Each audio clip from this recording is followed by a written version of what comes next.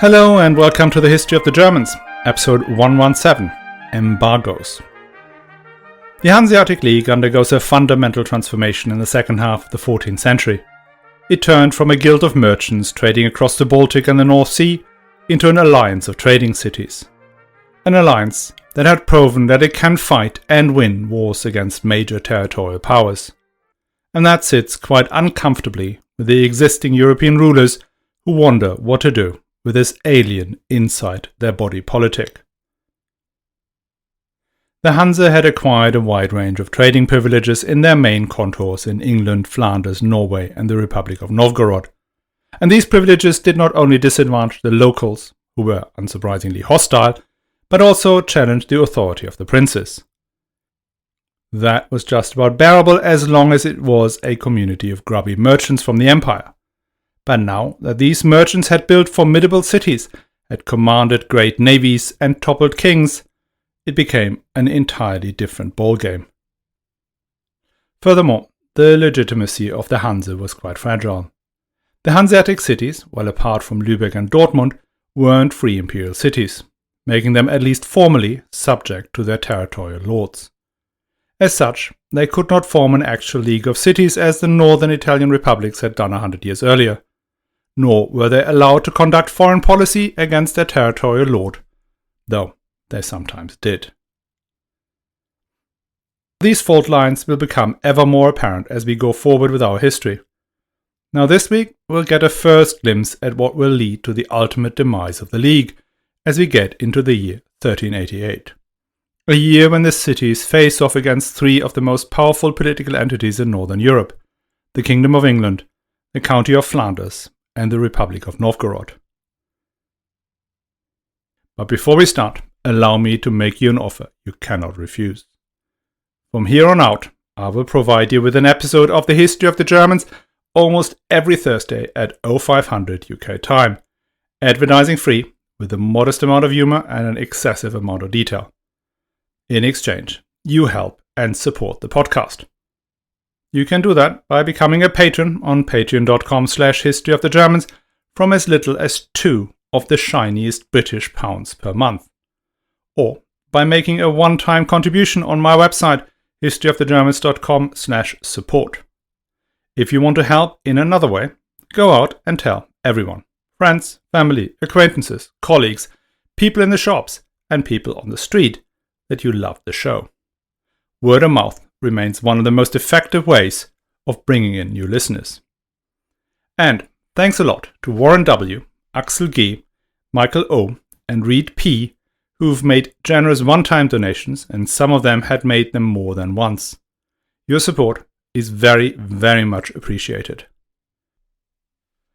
Last week, we ended on the Peace of Stralsund, the masterpiece of the diplomacy of Henning von Putbus, the leader of the Danish Royal Council.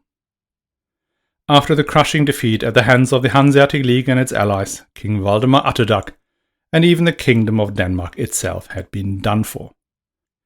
The allies' intent was to turn the clock back to 1340, when the kingdom did not have a ruler. Its great provinces had been mortgaged to the German princes, and the Hansa controlled the Öresund, as well as the herring market in Scania.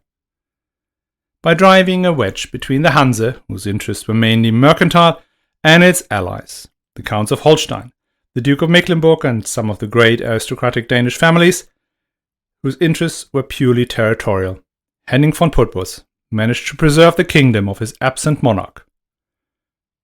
It came at a price, though. Denmark had to cede the main castles that controlled the passage between the Baltic and the North Sea to the Hansa for a term of 15 years.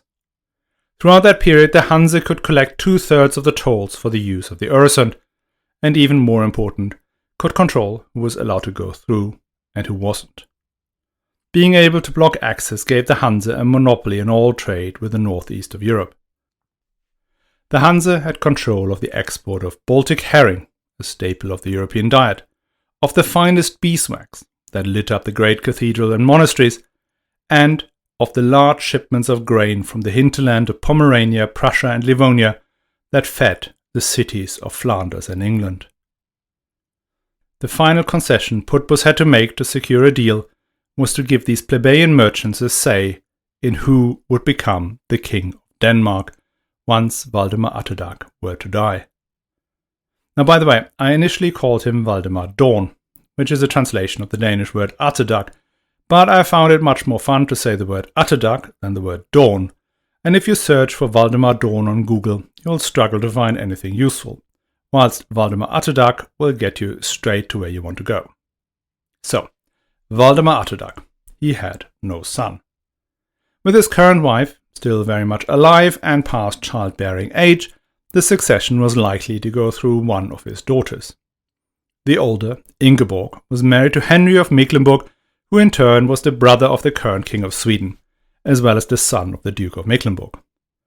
The younger one, Margaret, was married to Hakon, the King of Norway.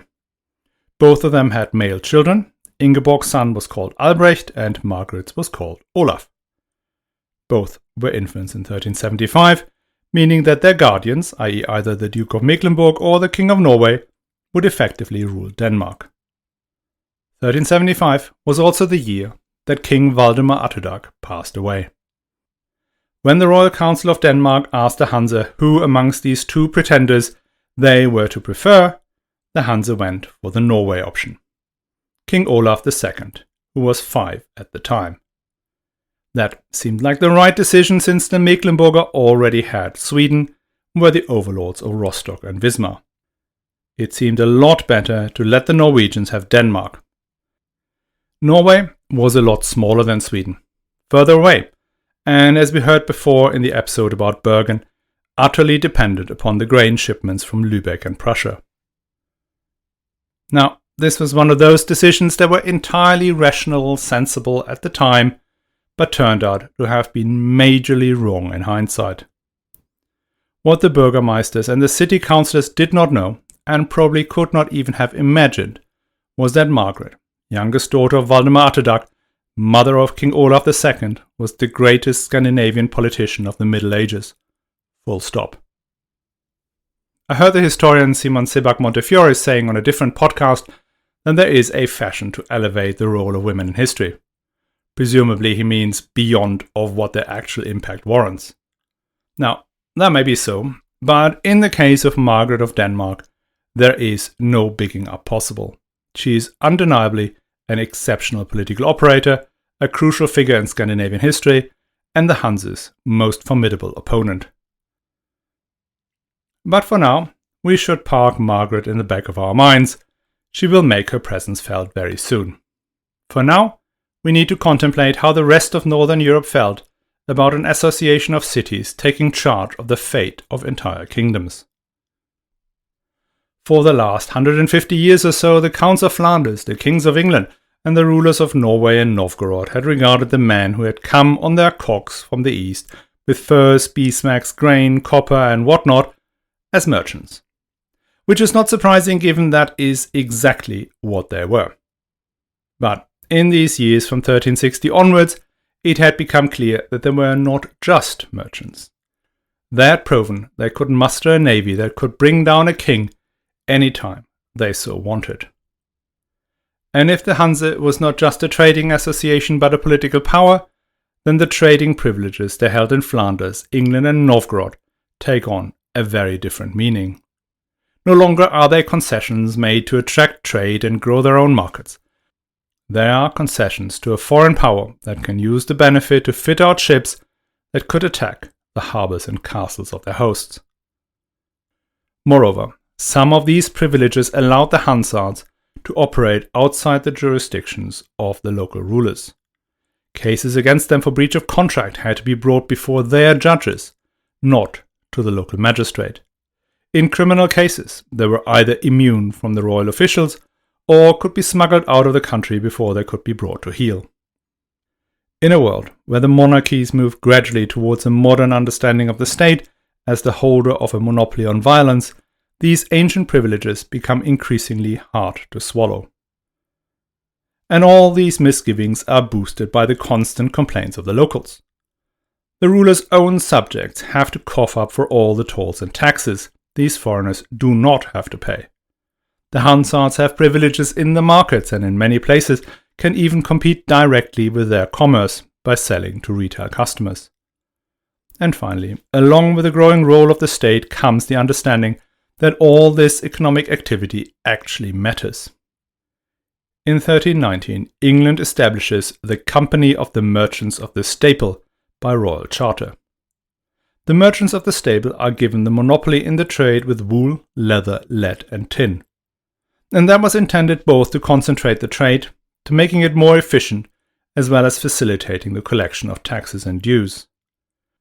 A little later, a competing association is formed, the Merchant Adventurers, who trade in all the goods not covered by the monopoly of the merchants of the staple.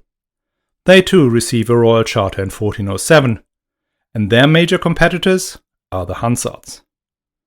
All these tensions result in an almighty blow-up in 1388, and it did not happen in just one place, but in 3 places, all at the same time. Let's start with events in Flanders. When we left the scene in Bruges in 1360, the Hansa had just achieved a major victory. The city of Bruges had attempted to curtail the Hansa's privileges. In response, the Hansa staged a walkout, thereby cutting Bruges off from supply of goods from the Baltic.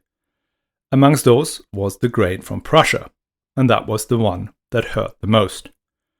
Bread prices for the lower classes in the overcrowded city went up, there was fear of riots, and the citizens of Bruges, still the largest and the most important trading place in Northern Europe, had to cave to the Hansa. For the subsequent 15 years things went reasonably smoothly, but by 1375 tensions rose again. The members of the Kontor complained to the Hanseatic that Bruges was claiming import tax on the stockfish from Bergen, that they had banned the import of Hamburg beer, and that the city authorities were unwilling to prevent the attacks on their warehouses, and then failed to honor claims for damages. The Hanseatic sent a delegation to Bruges to negotiate, but they ran into a brick wall.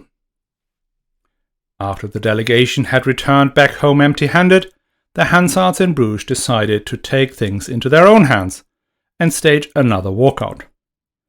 They had to plan this in secrecy, not only because they did not want to give the city or the Count of Flanders a chance to stop them, but also because they were no longer allowed to steer the policy of the Kontor themselves. Now, initially, the Kontors were managed by the merchants who were on location at any given time.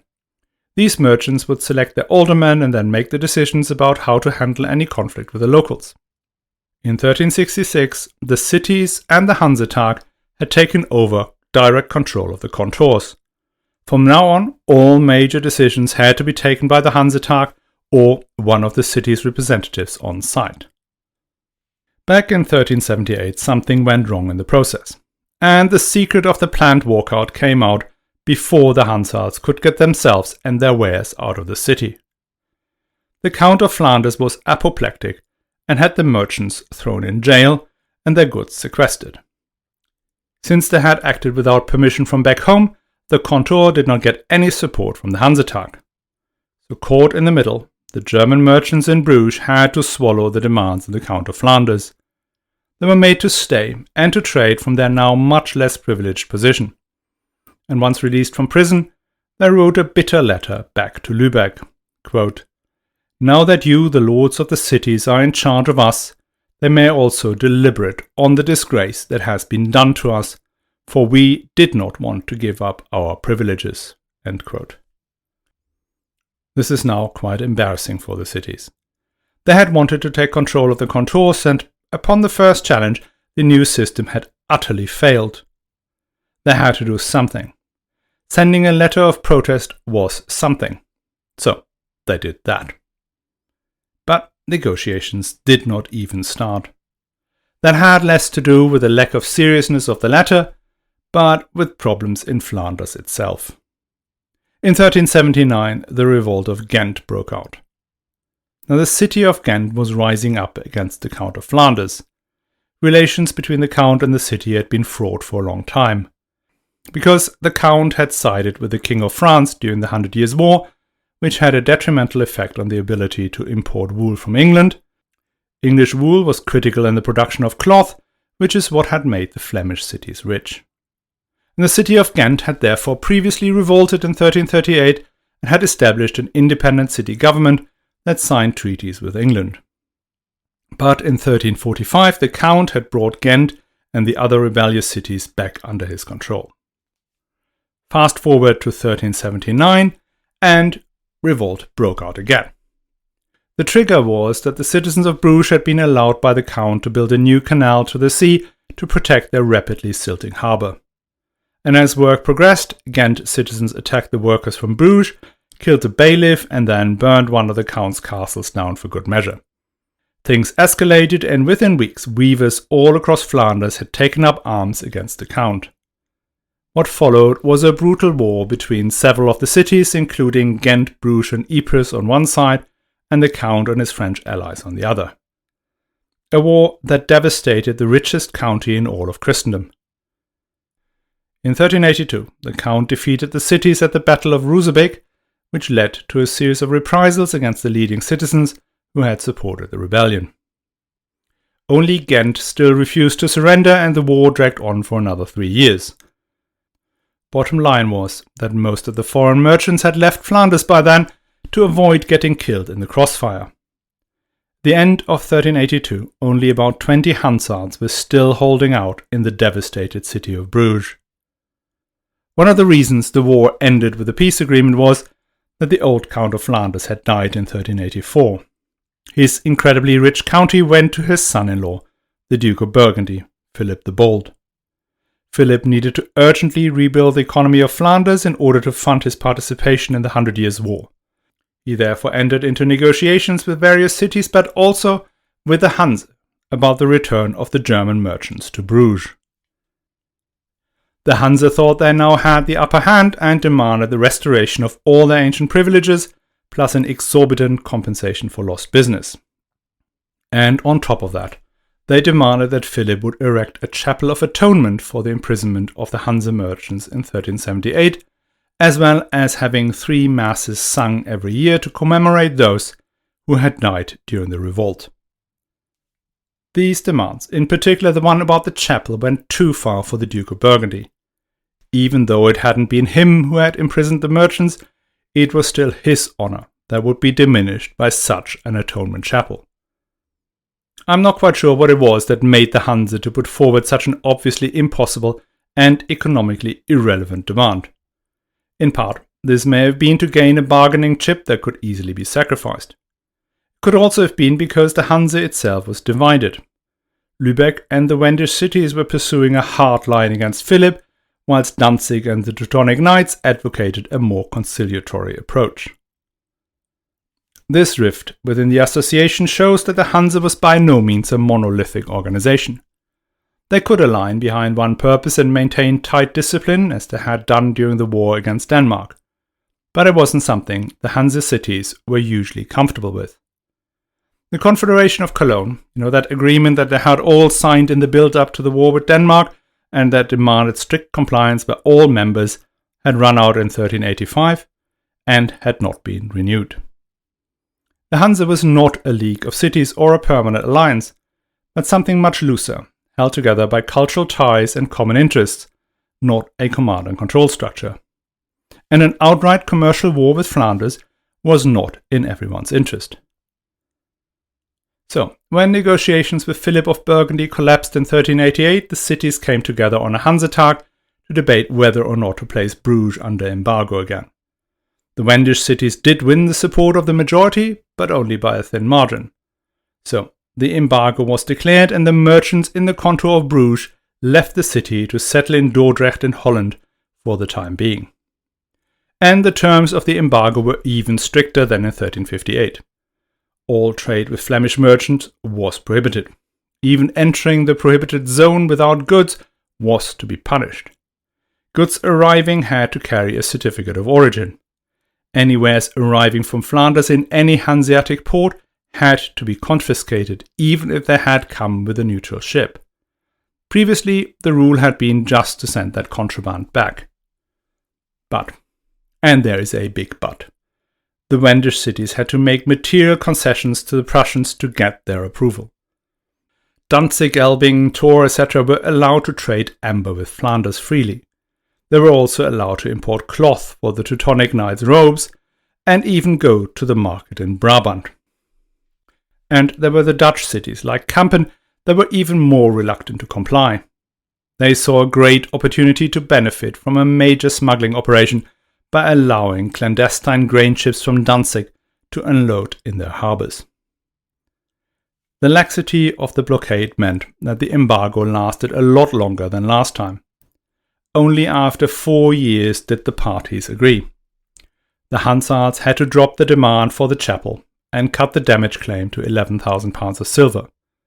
In return, they got a few more privileges, in particular improved protection against piracy. By the end of 1392, the merchants of the Contour of Bruges returned. Again, the Hansa triumphed over the greatest trading city in their world and one of the most powerful territorial lords on the continent. But the success already rang a bit hollow.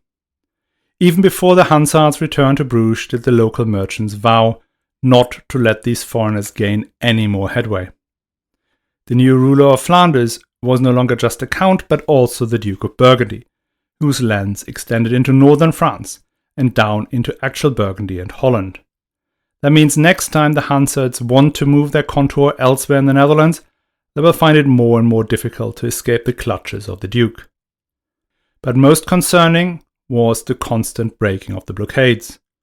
This unveiled internal disagreements between the cities whose economic interests had begun to diverge. Flanders wasn't the only flashpoint for the Hanseatic League. England was another. King Edward III, the great friend and sponsor of the Hansa, had died in 1377. Even by the end of his reign, the relationship had cooled off a bit. Gone were the days when the German merchants went out of their way to save His Majesty from the embarrassment of having his crown sold at auction to the highest bidder. England had for centuries been just a producer of wool that was sold to the cities of Flanders, where it was weaved into cloth.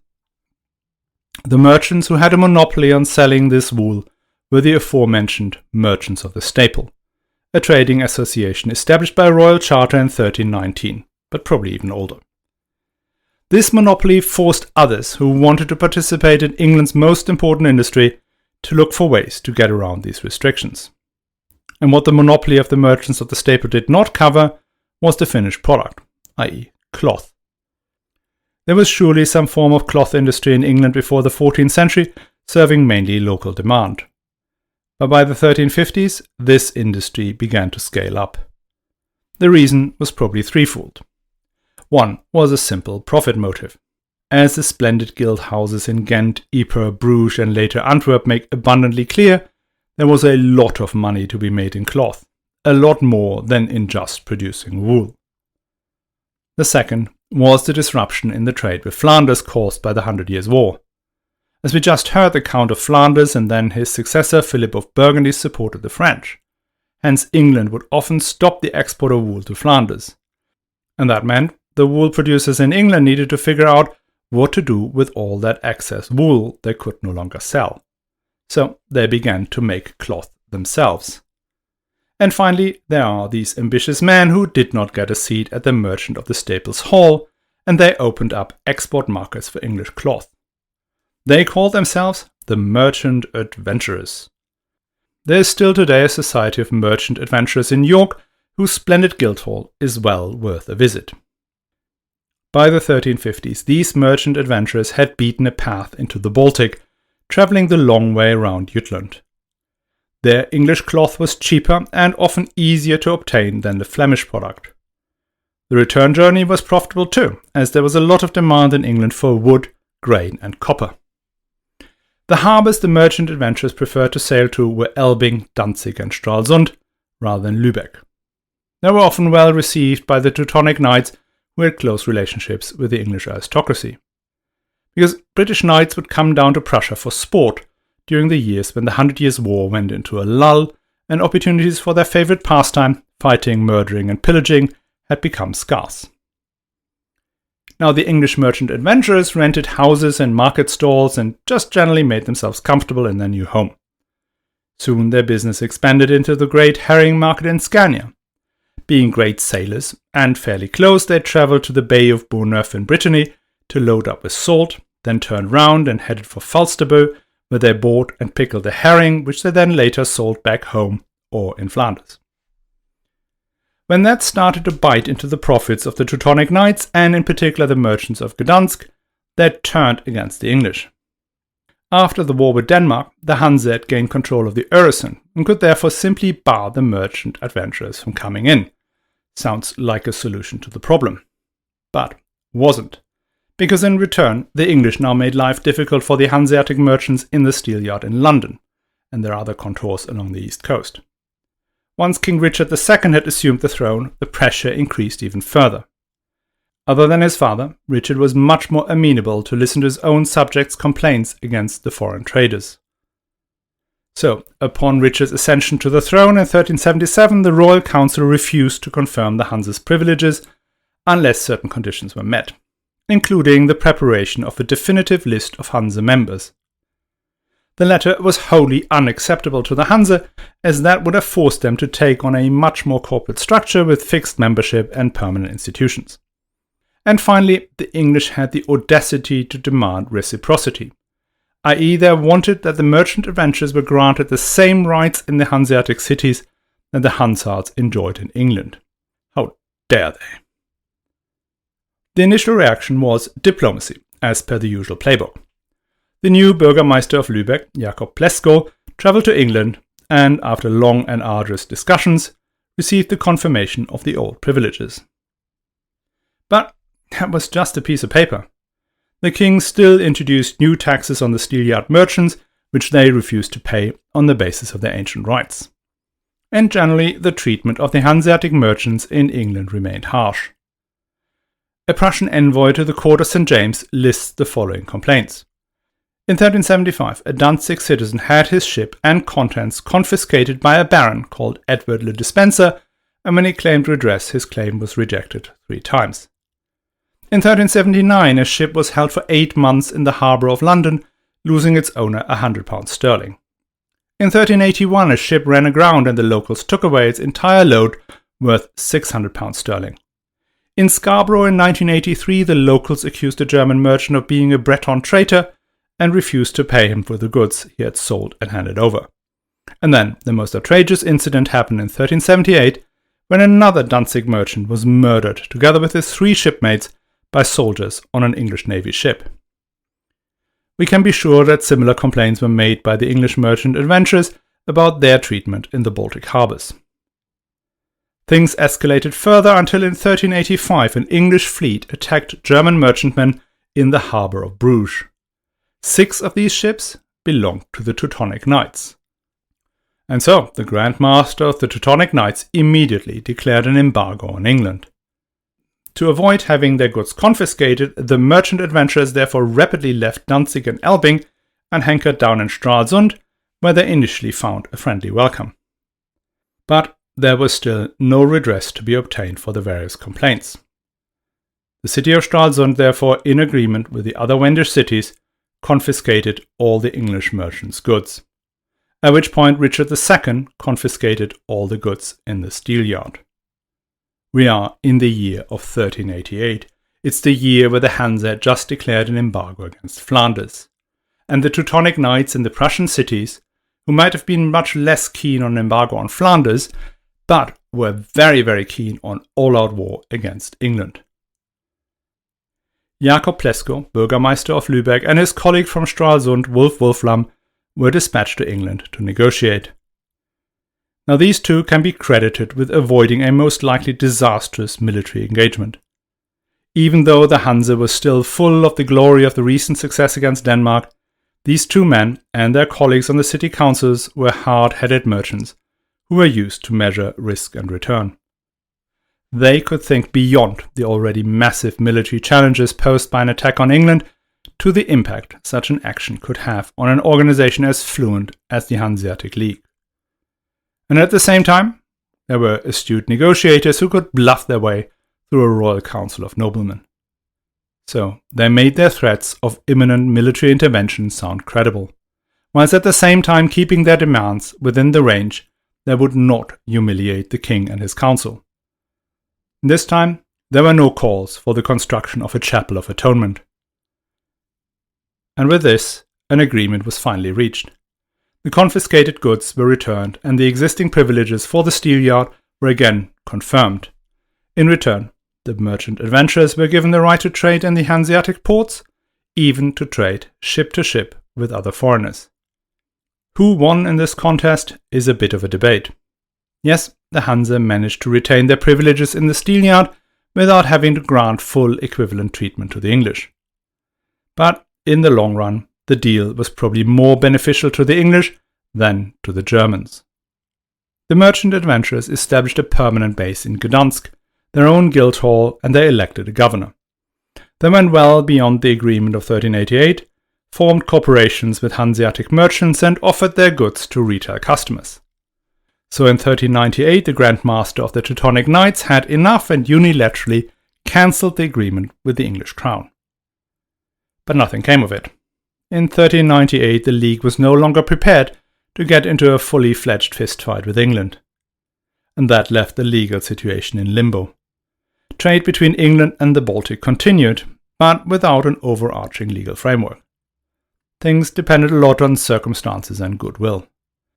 Complaints kept going back and forth about how the English prevented the Germans from exercising their rights and how the Hanseatic cities imposed petty restrictions on the merchant adventurers, such as banning them from bringing their wives along. This will go on and on until the closure of the Stahlhof in 1598. Now, to complete our stories of the embargoes in 1388, we need to mention the conflict with Novgorod. The contour in Novgorod was the first the Hansa had established, and it still accounted for much of the export in furs and beeswax. But conflict had existed for quite a while, caused mainly by the Teutonic Knights. Now, the Teutonic Knights weren't members of the Hanseatic League, but they exercised a significant influence over it in their role as true overlords of the Prussian cities, as well as thanks to their own trading activities. For the rulers of Novgorod, the Teutonic Knights and the Hanseatic League were largely synonymous. So, every time the Knights expanded from their holdings in Latvia and Estonia at the expense of the Republic of Novgorod, the Novgorodians retaliated by confiscating the goods in the St. Peterhof. Tensions kept escalating, and by 1388 the Hanseatic decided to put Novgorod under embargo too. Given the League had shut down trade with England and Flanders, the two major export markets for furs and beeswax, the incremental damage to their trade was limited. It was almost free. But again, the blockade wasn't super tight. Still, Novgorod caved. A new trade agreement was signed that confirmed and detailed the respective rights and privileges, and that agreement held for almost a century. But what we see with all these embargoes in that 18 years after the great victory over Denmark and the Peace of Stralsund is that the coherence of the Hanseatic League has started to come away at the seams. The Confederation of Cologne is not renewed. The cities, namely Lübeck, Rostock, Wismar and Stralsund on one hand, and the Prussian cities plus the Teutonic Knights on the other, have different economic interests that drive them to demand diverging political positions. And we have not even talked much about the wavering cities like Kampen and Bremen, who are notorious for their blockade breaking. Next week we'll talk about another chapter in 14th century Hanseatic history, one that's probably the most famous. I obviously mean the story of the Victual brothers, the notorious Baltic pirates, and their last leader, Klaus Störtebeker, whose last walk is part of Hamburg folklore. I hope you're going to join us again, and quite frankly, why wouldn't you? It's pirates! Now before I go, let me thank all of you who are supporting the show, in particular the patrons who've kindly signed up on patreon.com/historyofthegermans. It's thanks to you that this show does not have to do advertising for products you do not want to hear about. And if Patreon isn't for you, another way to help the show is sharing the podcast directly or boosting its recognition on social media. If you share, comment or retweet a post from the History of the Germans, it's more likely to be seen by others, hence bring in more listeners. My most active places are Twitter @GermansHistory and my Facebook page History of the Germans Podcast. As always, all the links are in the show notes. And just to remind you, the sub-podcast, the Hanseatic League, is still running. So if you want to point a friend or relative towards the History of the Germans but want to avoid confusion, just send them there. The Hanseatic League is available everywhere you can get the History of the Germans.